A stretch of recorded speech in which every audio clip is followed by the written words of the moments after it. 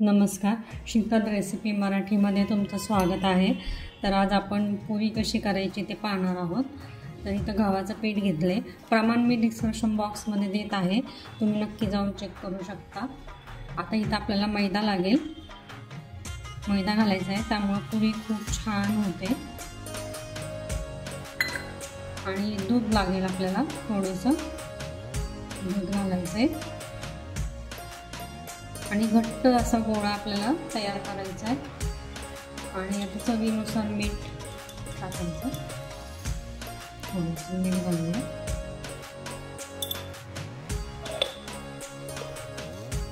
आणि आता हे आपल्याला छान मळून घ्यायचं आहे। आता इथं आपल्याला थोडीशी साखर लागेल, थोडीशी साखर टाकूया, किंचितच टाकायची, जास्त नाही। आणि आता आपल्याला हे छान घट्ट मळून घ्यायचं आहे। आता हे मळून घेऊया,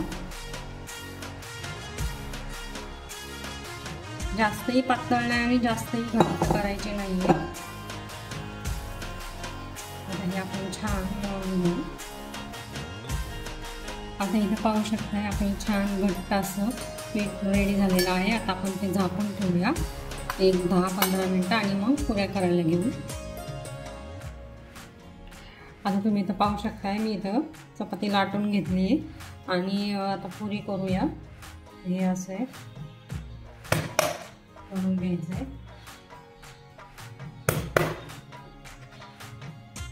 जाडच चपाती करायची आहे, पातळ करायची नाही।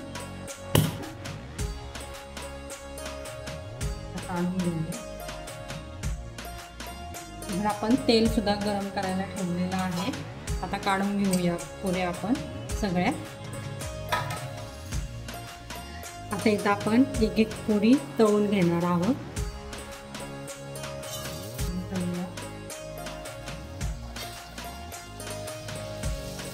पलटायची घाई करायची नाही अजिबात, पुरीवर असं तेल टाकत राहायचंय। गॅस मोठाच करायचा आणि दोन्ही साईडने छान अशी तळून घ्यायची आहे। पाहू शकता इथं तुम्ही, मस्त फुगलेली आहे।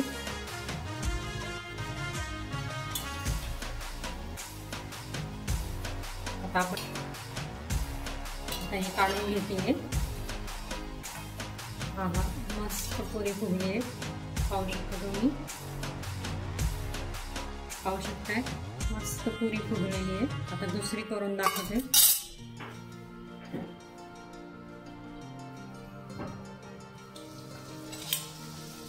तेल असं टाकत राहायचंय पुरीवर।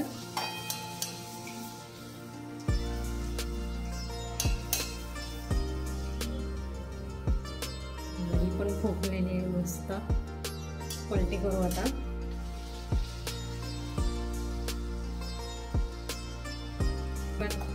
पुऱ्या अशा तेलकट पण होत नाही। आता काढून घेऊया। अशाच प्रकारे मी करून घेणार आहे। पाहू शकता इथं तुम्ही, मस्त आपल्या पुऱ्या रेडी झालेल्या आहेत। आता मी काढून घेणार आहे। तर इथं तुम्ही पाहू शकताय, मी मस्त इथं ताट काढून घेतलेलं आहे। आपल्या पुऱ्या पण खूप छान झाल्यात, मऊ, अजिबात तेलकट झालेल्या नाही आहेत। मटार पनीरची भाजी, शेवयाची खीर, मसाले भात असा हा बेत आहे। तर तुम्हा सर्वांना नागपंचमीच्या हार्दिक शुभेच्छा।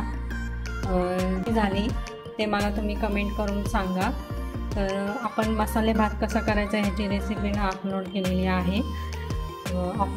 आहे, मी मटार पनीर पण कशी करायची ते सुद्धा बघितलं आहे, शेवयाची खीर। तर चॅनल नवीन असाल तर नक्की सबस्क्राईब करा, लाईक करा, फॉलो करा। तर रेसिपी आवडल्या असल्यास लाईक करा, शेअर करा, सबस्क्राईब करा। धन्यवाद।